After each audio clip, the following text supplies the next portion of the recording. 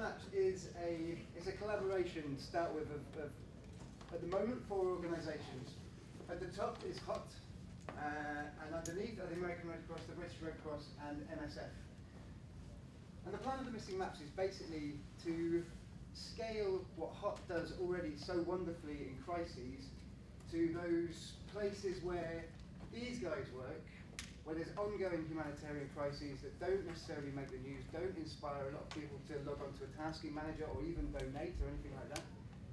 And so to use the field experience and field perspective, as well as a sort of communications muscle and the volunteer base that these organisations and hopefully more organisations have, to make HOT able to do the most vulnerable people in the world, all of them. So our experience as NGOs is something like Haiti or the typhoon or Ebola. HOT's amazing. Like, we cannot keep up. It's phenomenal. Like, we have nothing to add apart from reusing your stuff, and that's amazing. And we should send you more photos. Missing Maps is about the other side of the coin, where we're working in the field all the time on the stuff that isn't a CNN emergency. So all of the Kiberas, all of the, and then this is how Red Cross and MSF and all the other organizations out there interpret this slightly differently because they have different skill sets. So MSF is medical support. There are massive issues, complex issues on the ground with the most vulnerable people in the world. Red Cross is disaster risk reduction or something of that nature. And again, with the most vulnerable people in the world. So we'll have, like, they'll be working in one part of the town and we'll be working in another part of the town.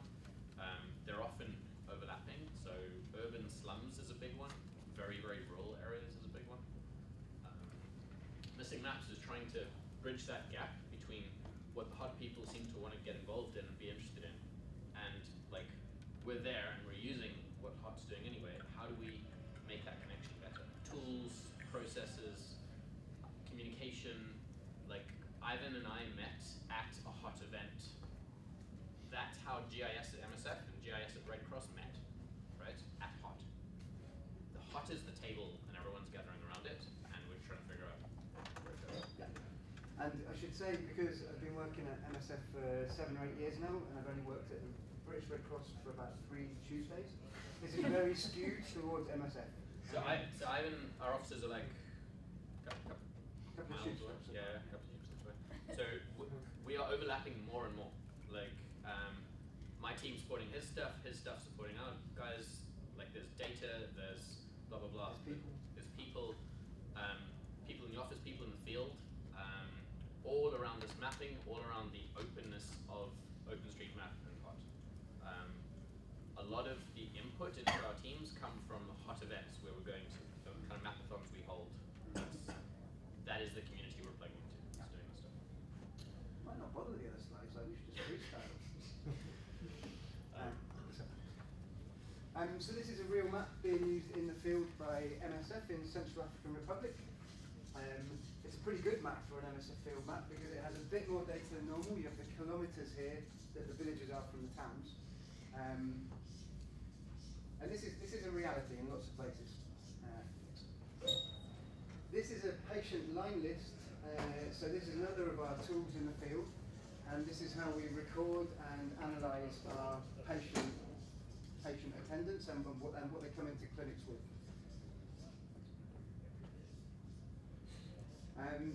So we want to move from that to something more like this, and more like something more like this. So the guy that made this was a logistician for MSF, and he was in, this is in Congo, I can't remember exactly where, it was a few years ago, and he saw there was a cholera outbreak, and he saw his medics poring over that spreadsheet you saw before, trying to work out like where the cholera was coming from and where the cholera was going to, and he thought, this is ridiculous, like, I know there's a better way. So he actually researched it, found about QGIS, downloaded it, taught himself a bit, and managed to do this. So a few years later, this is what we want to try and make sort of standard. Those places we know where there's going to be cholera, this should be possible. And then also, this should be possible. So overlaying other data. Next slide. So the story so far. My slide, I use a lot of slides, it's really, I'm sorry. The story so far.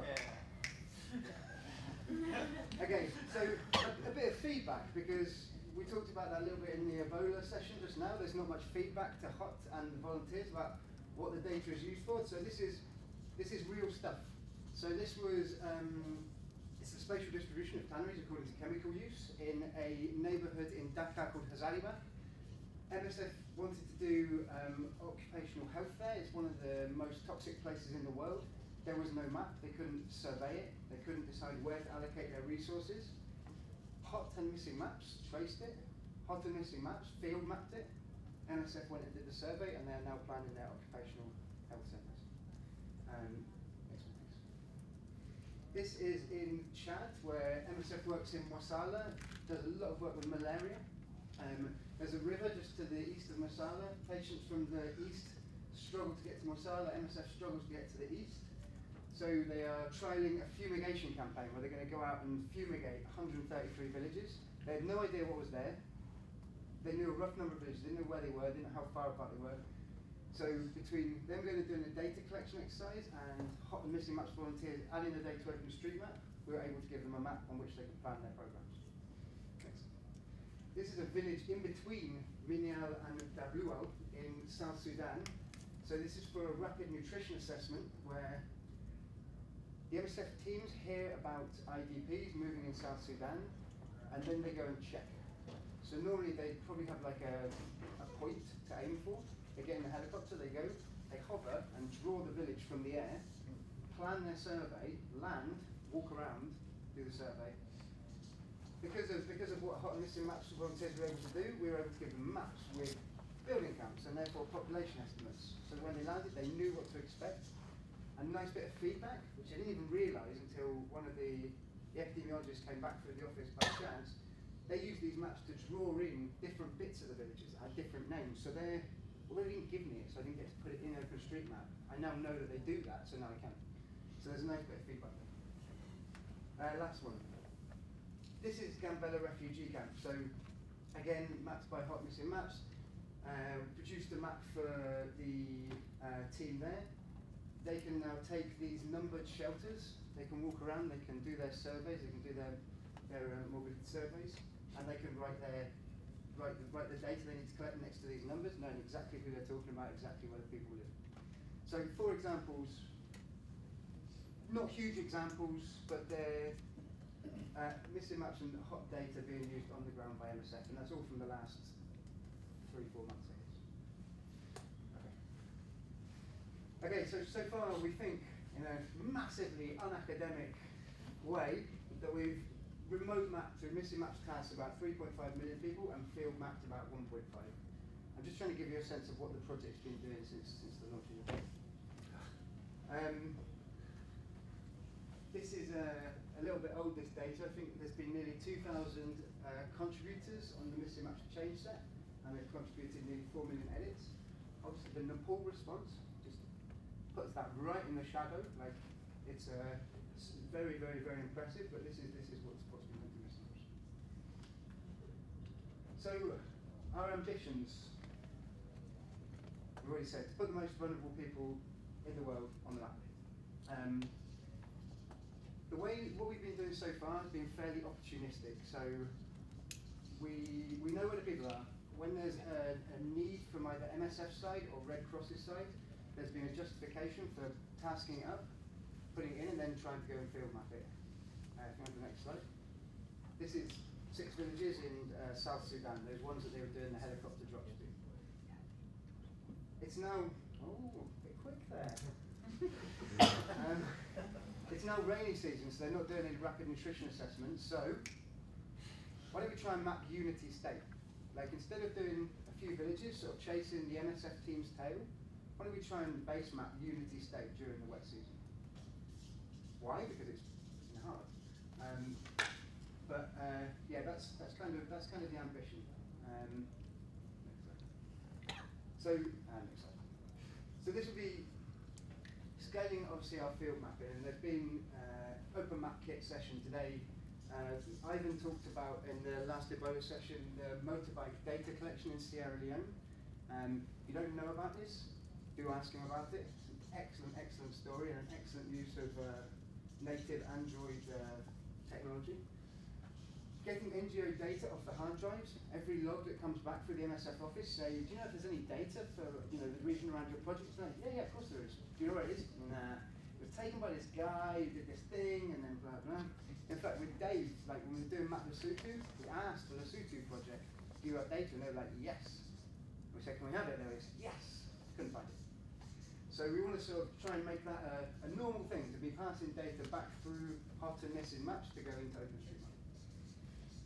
Data processing workflows that Andrew's team is developing, so when these large influx of data come in, they'll be seamlessly and instantly transported into OSM.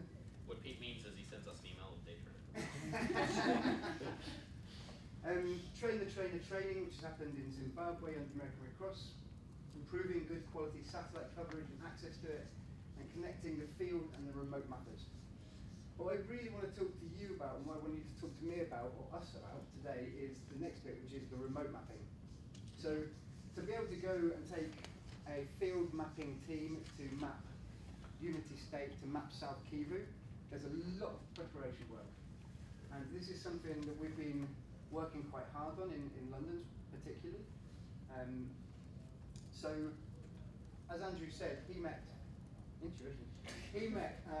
Ivan at a Mapathon. It was a hot Mapathon. I actually met Andrew at a Mapathon as well, but he doesn't remember that.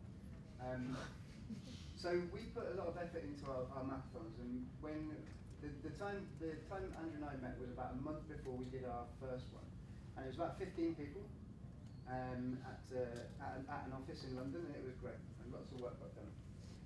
We decided to put our own on, and we put it on. It was in the MSF office. There was about 50 people, and we thought, brilliant, like, this is going to be great.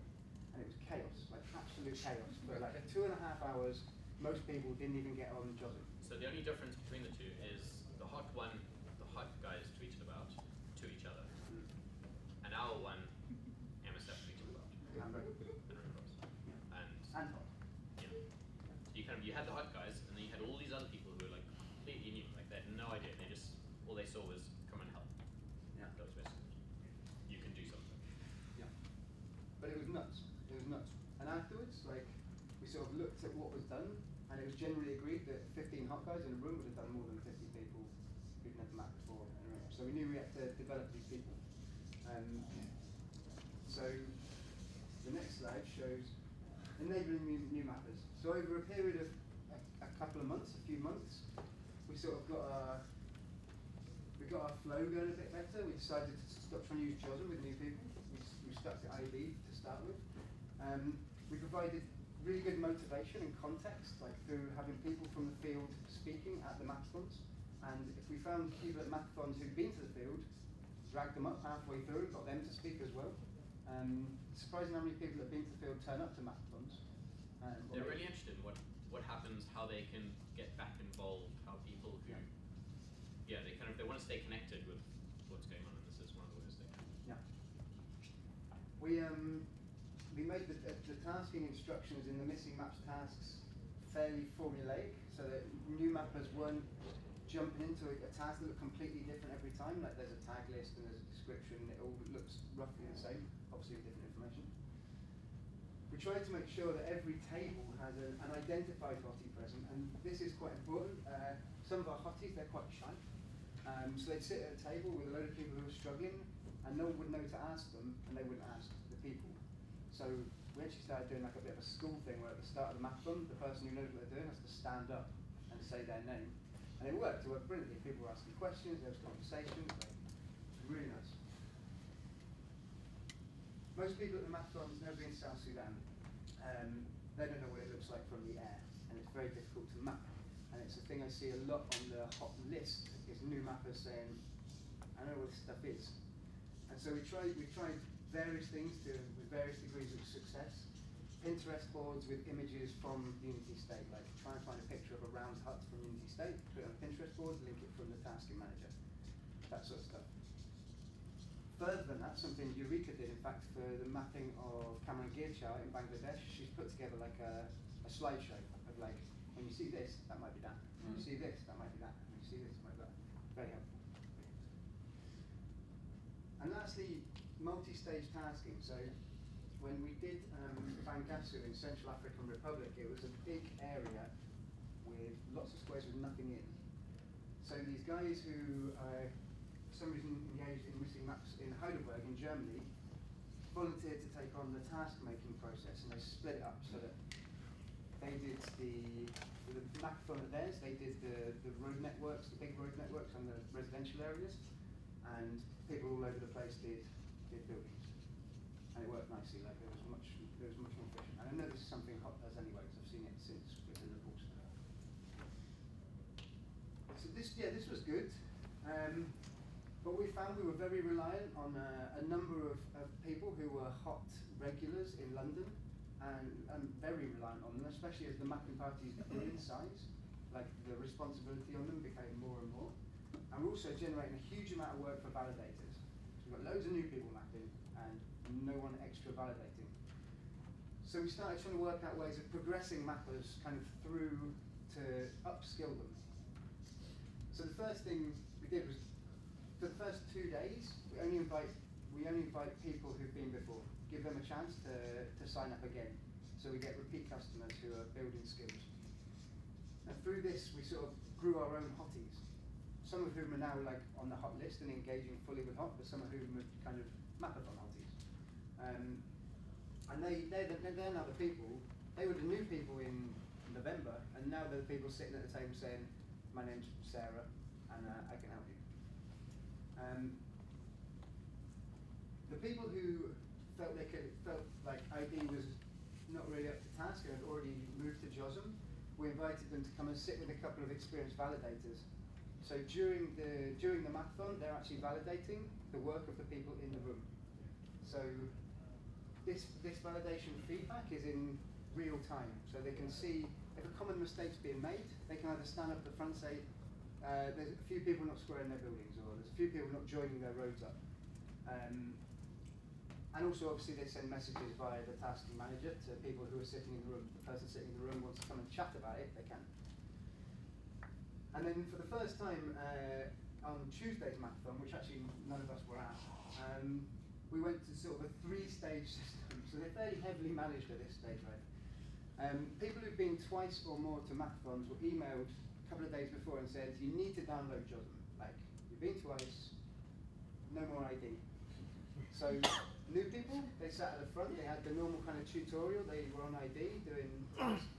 There was tables in the middle with people new to JOSM, who were learning JOSM. Then there was tables at the back who were learning validation. So we got to a nice stage, maybe we think. Even the most cynical of our hotties thinks it might be a nice stage of kind of progression through Mapathons. And now we're starting to think in other directions.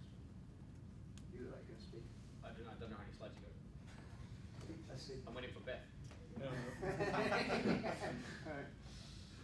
Yay! So obviously this is Harry,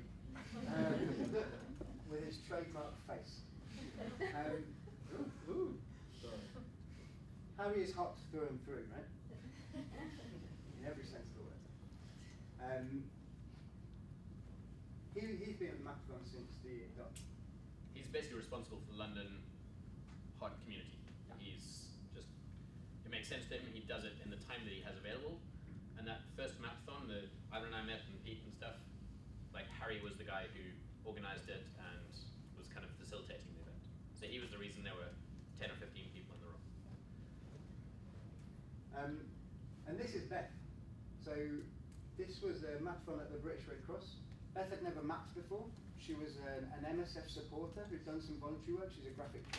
In fact, she designed the Missing Maps logo. Good work for Beth. So she's an MSF supporter who'd done some volunteer work doing other stuff. So there are a certain number of Harrys in the world at the moment, and they're doing an amazing, amazing job. Like truly, truly impressive. What the Missing Maps can bring is a huge amount of Beths, like a huge amount. The challenge. Lots of challenges. The challenge is yeah. So they need to know why they're mapping. They need to know a bit more about the context of the area. Like, why is this important to MSF? What MSF problem is this solving? Like, we're here because we just think like maps, that makes sense. And she's like one step further. She's like, why this map for MSF now? Or Red Cross. Or Red Cross. Which way now? Harry will be like, I'll map anything, right? And Beth is like, why is mapping? Yeah. So missing maps is kind of trying to bring them together around that vulnerable crowd. But the skill sets are very different. Their reasons for being there are very different.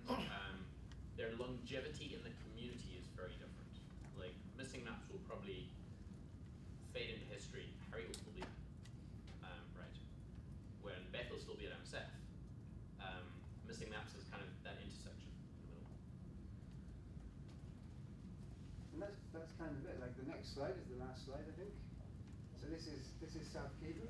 It's you were saying yesterday that Lesotho was the biggest task that everyone in the tasking manager. As far as you know. I had a quick look. This is double. And it's complicated, and it's complicated to map remotely and in the field. So with the number of Harrys that there are, and let's pretend an infinite number of Fs, the question for you lot is, how do we map South Kivu at front to back to the building? And actually there are a few layers to this question. And the story of the last 20 minutes gave you some impressions of that. So it's partially the question, how do we grow our volunteer force? It's partially the question, in which kinds of settings are people contributing? Do we organize mapping parties? Do we organize different kinds of events? To what extent can we also do similar kind of training sessions remotely? What would be the virtual equivalent of a training session like this? How do we onboard people faster? How do we explain it to them? How do we? And we're very aware that. So with missing maps, there's this whole kind of all these opportunities popping up. I did not know. I've been at Red Cross for 5-6 years. I did not know that Red Cross or MSF had societies at universities. Like there are just university students who are like, what can I do for the Red Cross? I'm a training whatever I am. In their case, training doctors, and they're like, oh, an MSF society. That makes sense. That's going to be part of my future. Basically, all we ask them to do is fundraise, right? And here we're offering them an opportunity to do something else, and they get really excited. And they all pitch up in a lecture theatre. Like it's so easy to get 100 people in a lecture theatre paying attention, like what can we do to help? And we're struggling to engage them in London when we have Hot and ourselves micromanaging it, like top down, bottom up, like we're doing everything we can, and we're still don't feel like we're growing it. We're not quite getting there with quality, and we're not quite getting there with quantity. There's something there, there's tons of interest, but we need to kind of up both of those before we kind of, it feels like we can hand over like a map box in a box kind of thing. And it's very interesting timing with all the stuff that's been going through the list about Nepal and new mappers. Like while we're thinking about this, like reflect on that. These are the same people. These have come to help, maybe from different directions than you guys would have come from. As hot, long-term hot people. How do we help them help us do this? And we're open to everything. We're open to how we structure Mapathons, how we ask the question, who we ask it of, where we ask it. Have you thought about gamification? Yes. Bring it on. What? Make it happen. Points, badges, so forth. We're trying to do the same thing within our agency, and it's very, very difficult to get the government to adapt. But something like this for tradecraft and quality, and to find out who can do your QA and QC, it seems like gamification is just right in that. Yeah. It's worth considering. It has a few implications though, and it also kind of depends what problem you're solving. One of the things that Ivan said in the past conversations was that generally we tend to have more volunteers than we know how to what to do with. So it is not necessarily a question of activating people. It's a question of providing guidance, providing the right kind of guidance, and also having organizers and growing the sort of the organizer force and so on. And that's partly a question of incentives, but also other questions. So just things like gamification. Other things that work is things like mapillary. Does everyone who doesn't know what mapillary is? Okay. So basically, it's like you take a photograph with a GPS on it, but it's a video, or you takes photographs like every 10 seconds, and we're in the field all the time. Like the NGOs are in the field, that's what we do. And what we're starting to do with the last couple of trips is stick these cameras onto dashboards. We just leave it running for the whole duration of the trip. And stick it on a capillary, and then we can do the mapping later. We can do road quality, we can do road names, we basically got a street view in OpenStreetMap of that area, which is open to everyone. Mapillary is worth looking at. Yeah? I don't know if you've experimented working with what we've been calling our captive crowd. We teach traditional GIS classes at George Washington across the road, literally. And we've been working with the guys at the Red Cross and USAID and the World Bank for the last couple of years because we've been trying to have more open source as part of traditional GIS curriculum. Originally, we're trying to get more faculty teaching whatever to just get maps into their classrooms. And we work on these like pre-mapping stuff that's important to our friends in these different organizations where we have a little bit of lead time where we can organize it, look at it. And we build it as a module into the curriculum where we bring in our partner or our client and they brief the students, tell them the backstory, get them really into why they're doing this. And then we have it as an assignment within the class where they get a quota of work to do and they own that patch of real estate and they'll be responsible for the condition of everything in it, whether it's fixing what was in there previously or adding based on new imagery. And then we go back through it and we grade it. So there's validation from us who've been doing this for a few years. So every semester we churn, we have about 4 classes per semester that do this, mixture grad and undergrad. About 120 students work on this over the course of 2 or 3 weeks. And we have about 3 classes dedicated to it. So they have the client briefing, they have the training, and then we always have a Mapathon because it's fun to give them pizza and ice cream and play music, and that's not even required. We almost have a 90% uptake on the Mapathon bit just because they think that's cool. Yeah. But they get a longer period of time to work on it. They're not rushed into like trying to learn it and get it all done within the Mapathon time frame. And our students got so into this, they formed a mapping society. And the students in the mapping society, they've been working actually on missing maps. They did Harari and stuff with Dale. They almost exclusively work on missing maps tasks. And they meet monthly.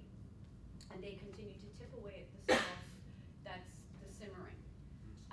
And what they've also done is to try and make it a little bit more interesting. Like Dan from the Red Cross and Drishti came in and trained them on JOSM. So like they're all way too cool for ID now. They all do JOSM.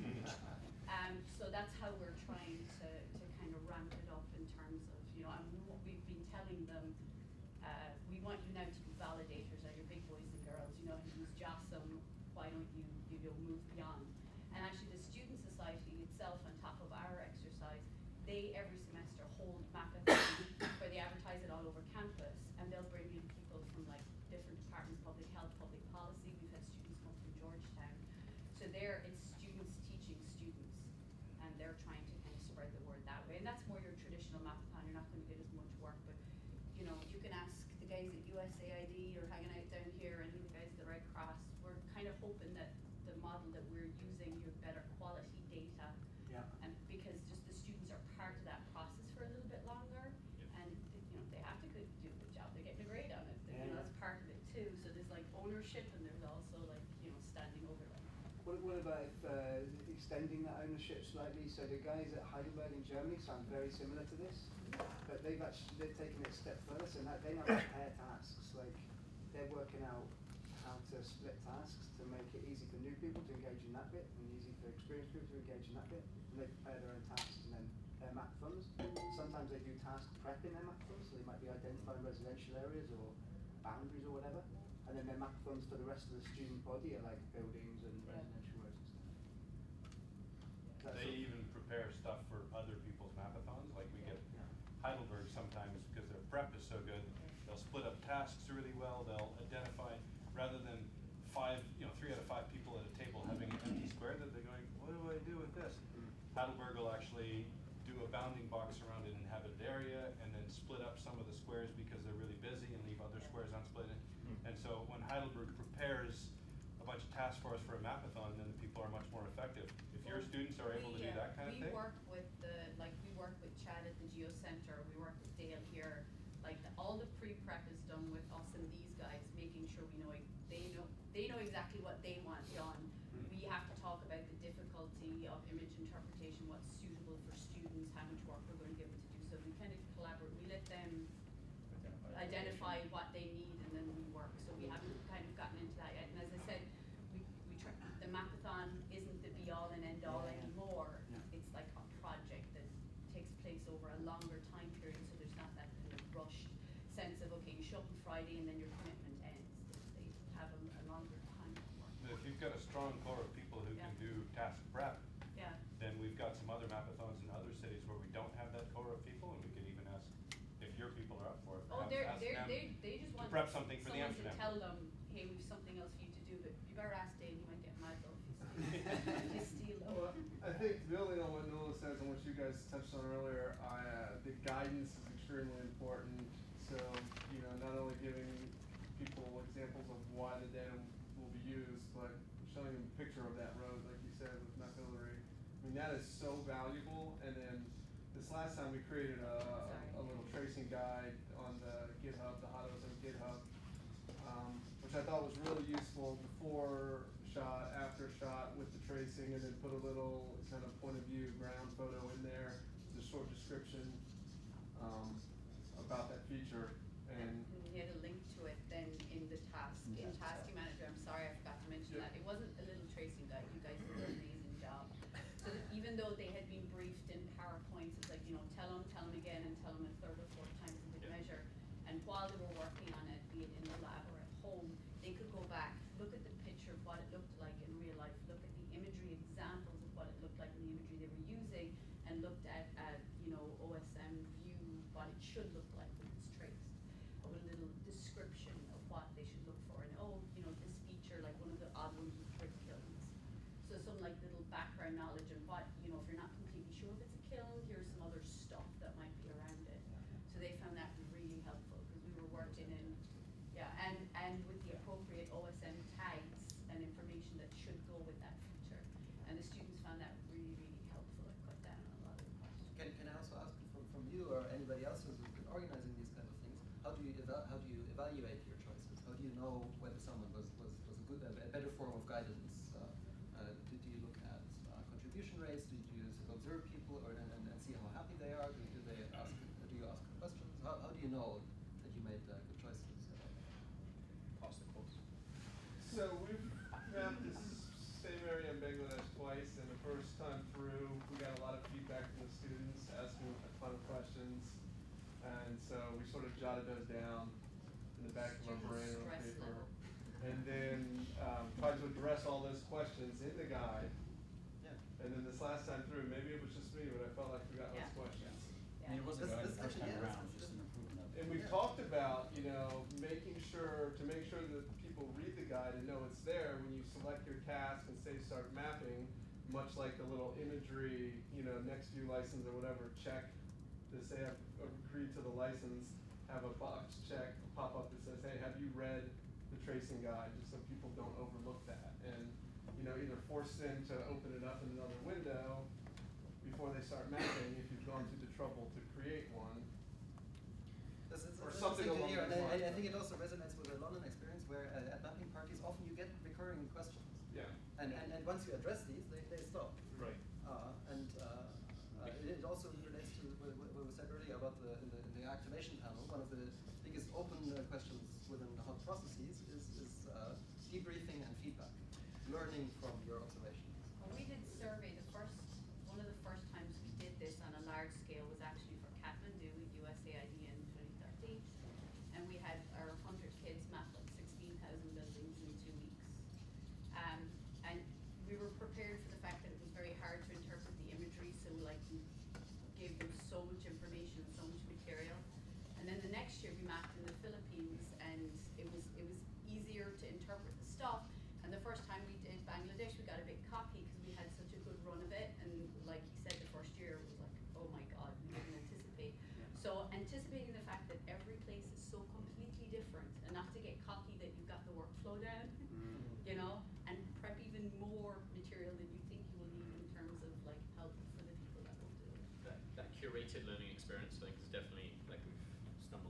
but trying to learn from others on how to curate it and then how to engage. So you have a captive audience, which is awesome.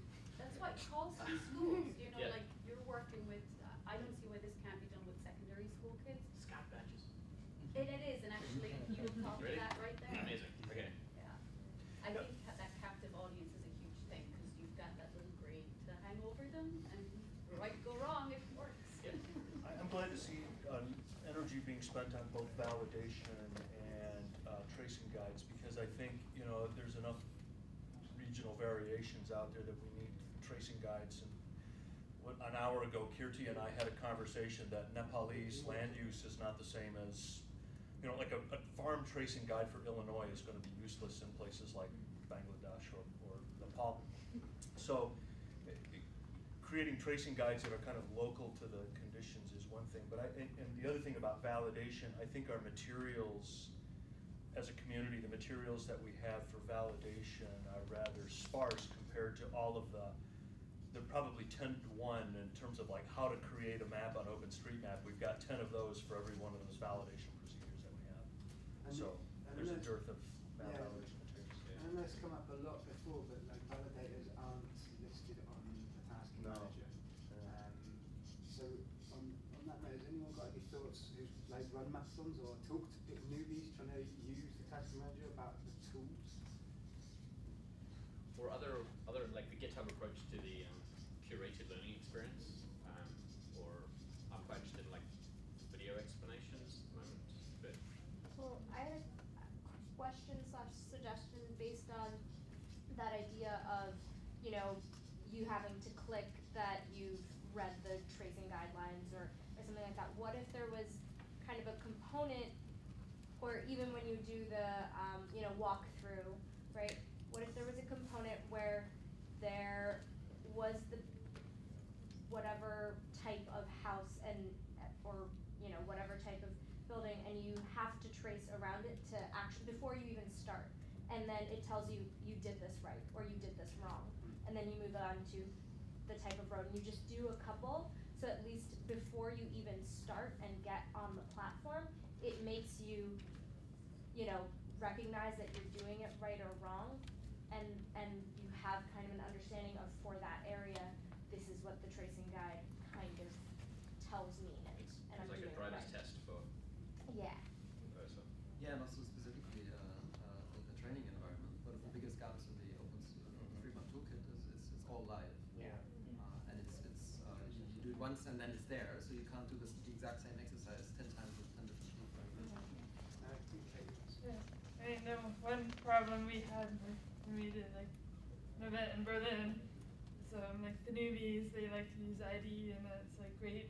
But then if you have a lot of people at the same time, and then it's like they end up like conflicting with having edit conflicts, and then like the solution, like I don't know, I found one like I think it was the ID or like their GitHub was like you can download the change step file or whatever, and like load it into JOSM and then fix it in JOSM, or you can just like give up or whatever, or like use your edits. But then it's like if the tasking manager could help, like if you like pick at random, if it could like help, like I don't know, more smartly like to avoid that, or like if it's like ID, you should better like be able to resolve these or what. But it seems like it's like there's everyone's saying that it's like someone else's like, or it's like not like I don't know, someone else's like problem to fix that, or I don't know, but Yeah, it's like an expert solution to a beginner's problem.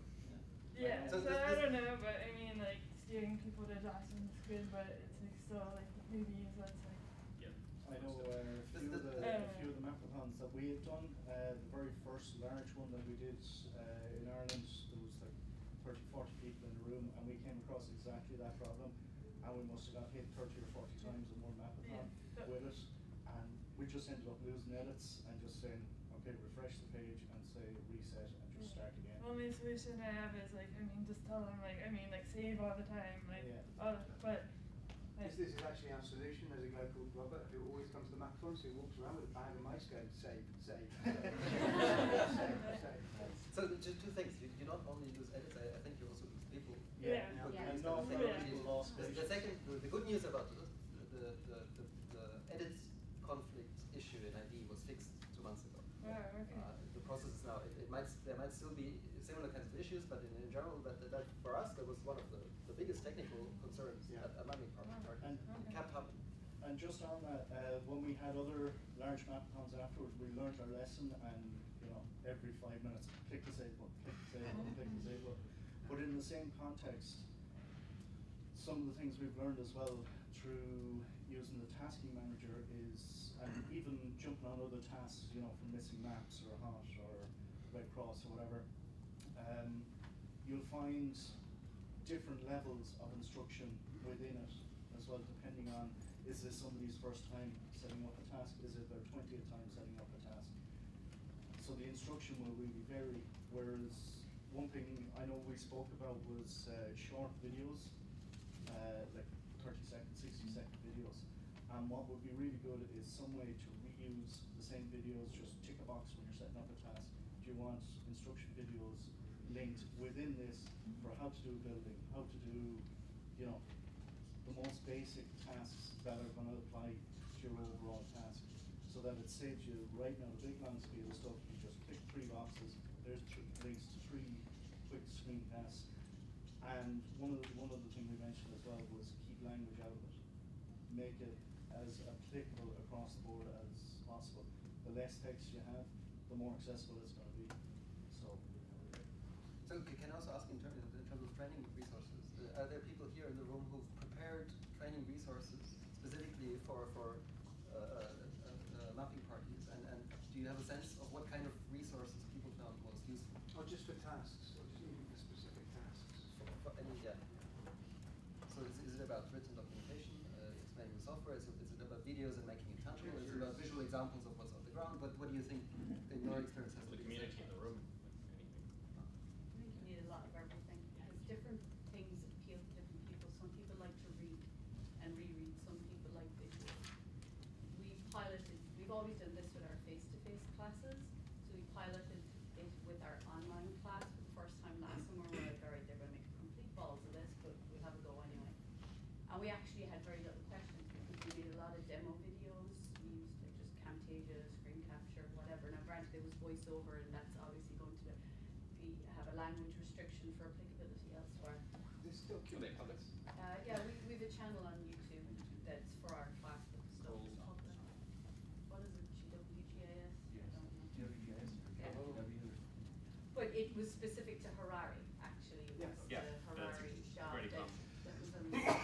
And it worked great. We actually had very, very few questions, and the students, granted they're smaller classes and it was easier for us to manage questions.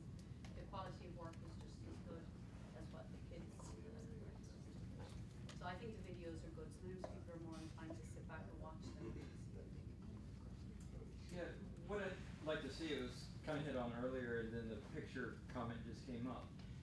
Is there a way to take a snapshot and put it right back in the HOT instructions to say, this is a house, this is what a school looks like for the areas, because they are diversely different everywhere that we go. And if you had some sort of visual that, you're looking at not just a building, you're looking at a school, a hospital, this is a footpath, not a paved road, and things of that nature for the specific HOT instance. You mean in the tasking manager? In the tasking manager. Like in the description of the tasking manager, you actually put, you Yeah, write so you the could specific reference details. back, because these are the questions that I've come across and had to answer is, what is this? Well, it is a path, but what kind of path is it? It could be a footpath, it could be a road, and people are spending a lot of time trying to determine that, and maybe we can narrow it down up front with the subject matter experts who come across it and address it, and they can share it with the rest of the community. That's important. Like, there's just often a lot of confusion about what's a track for this place. Like, it's a residential road. Like, wouldn't it be maybe here considered that it's not paved, but for there. So I don't know. There's a lot of confusion about how to classify roads. And even sometimes the instruction where you'll often see highway equals path or highway equals track. At no point when you use ID or JOS do you ever see highway equals anything. So telling them what to do, but at no point are they actually going to use that exact text in that way. Yeah, yeah, I just want to go back to your original question, just how would you map South Kivu? And one way would be actually to expand your sectors that you're actually engaging with, possibly. One's the environmental sector, which is very big in South Kivu, particularly WWF and Runga National Park, who have been doing a lot of community mapping of forestry, agroforestry schemes. There's about 20,000 hectares of data I know they have. Plus, of course, they travel down many roads to access those sites. And they've been using Open Data Kit, I know that much, but they're very GIS-centric in how they collect their data and manage their data. The other sector, of course, is the extractive industries and the artisanal mining community, who've been doing a lot of work on supply chain monitoring. And they're traveling to a lot of the more remote, conflict-ridden areas, but potentially have good imagery. They'd be very motivated to potentially collect and do remote identification of artisanal mining locations as well. So you're saying effectively bring more people to the table? Yes, that's also a And also challenge. specifically you say organisation. That's a challenge because, I mean, we've been doing, we're called Moabi, we work in DRC too, but trying to engage using HOP and Task Manager for collecting data on logging roads. But OSM, we're talking tomorrow, but OSM definitely comes from very much like a community of people who like to map and interested in mapping tools. And then I noticed when you mentioned in London, a lot of your people who came were very motivated by humanitarian relief efforts, wanted to kind of help. But I'm very interested in how we actually motivate environmental people, where the need is obviously urgent, but not in a much more kind of slow car crash type of way, as opposed to an immediate need right now. So. Well, all those mining, sorry, I don't know voice. All those mining and extractive industries have to do impact assessments, which involve mapping. These are basically run by militia groups, so they're extremely unregulated. Their impact assessments are slightly more informal. So the other thing, just to get it out there, like Missing Maps is open, so it was started almost coming up a year ago, and we basically got around the table with HOT and said, does this make sense? And there's a very basic MOU, which is basically, we understand OSM and we understand HOT and we love what you guys do, how can we help? But we're now at the stage where stuff has happened and stuff is happening, and how do we engage other organizations to help bring to the table what they have? So whether that be WWF or Map Action or small, big, whether it's money or skills or tech or field or like all of that stuff is needed at the table to map these bigger areas. Sorry. Scouts, make it happen, please. Yes. Sorry, this may be a little MSF specific or centric, but I was wondering what efforts have been made to activate expats either returned or before going to the field, either through the association or their partner sections, in order to, I've heard nothing through my association. In fact, I've been a bit of if you will, a bit of an ambassador in my association, trying to get people interested in it, and they are, but there's no, it's still a little bit abstract. And I mean, I see a lot of tasks that returned expats who may not even be skilled at mapping or online mapping can contribute at Mapathons, not just to provide inspiration, but also to go, oh yeah, that's a wadi, or that's the building where I used to live. And it's the perfect thing. There's a girl from Paris who comes to Mapathons, and we were mapping car, and she suddenly sort of came up to me in the middle of the Mapathon and said, I worked in car, and I worked in car for MSF, and I've got some photos. Yeah, exactly. And if there was something in like the kits, like before you go out to the field, like we used to back in the day get the little canister of what was it, 35mm film, slide film. But having something concluded, like just a little sheet, while you're in the field, take some photos. When you come back, participate in a mapathon. Those sorts of things. Engage the community, the local community if it exists. Eureka, you had your hand up for a while. Sorry. I have my hand up. So doesn't it all come down to numbers? And we need more people, but then I don't mean, I mean more Harrys.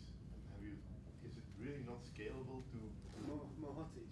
More hotties, yes. Is it really not scalable to try and work on that? So Harry? To get more Harrys and hotties, like people in this room who are really into this, and I think that's what we really need.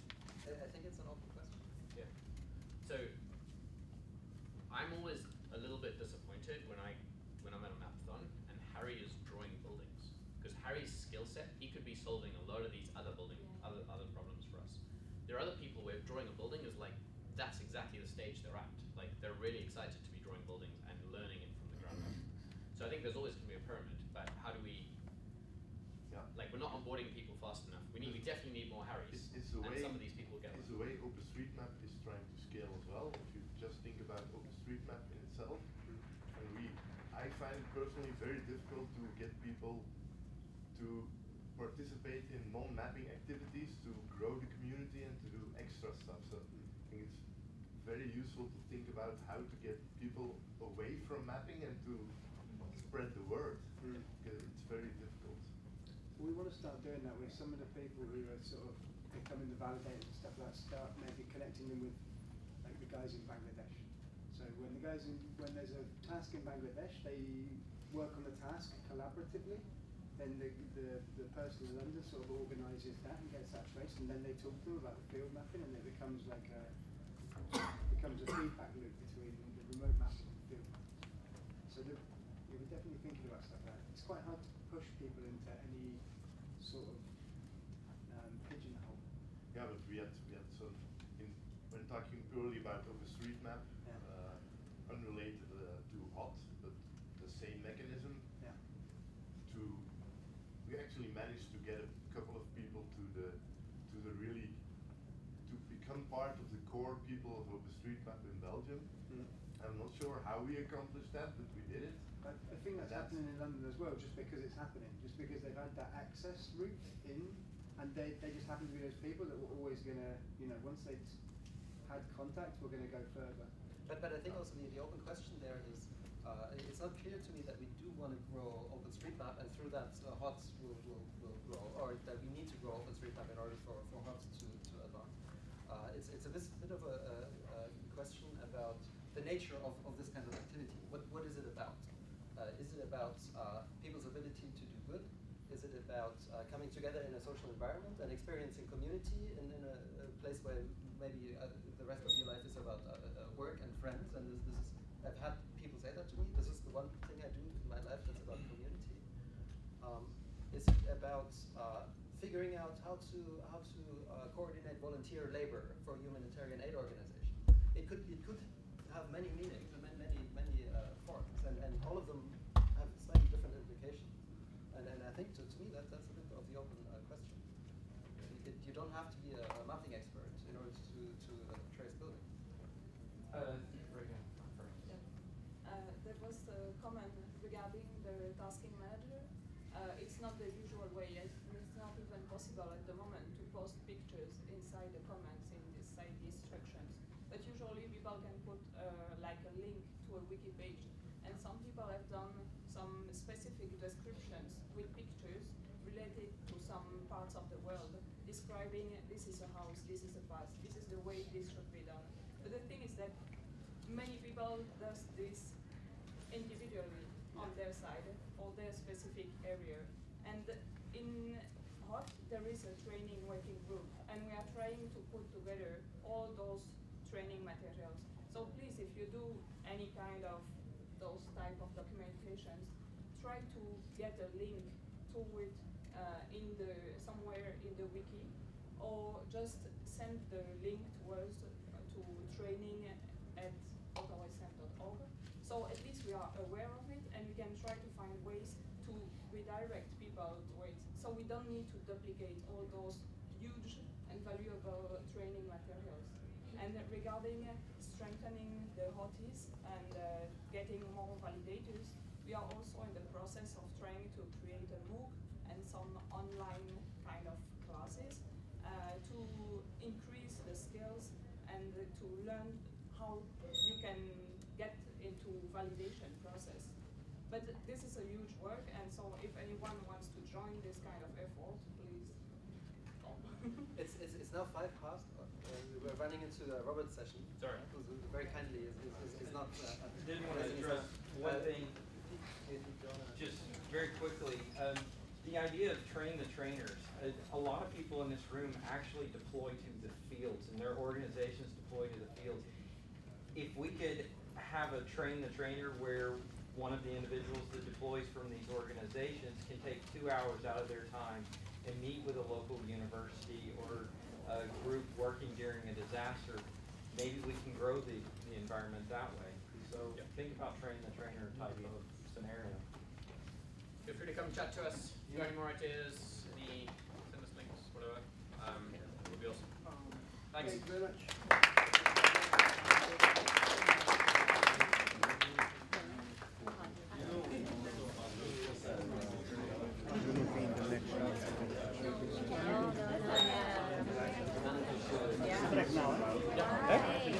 Yeah, there's a break.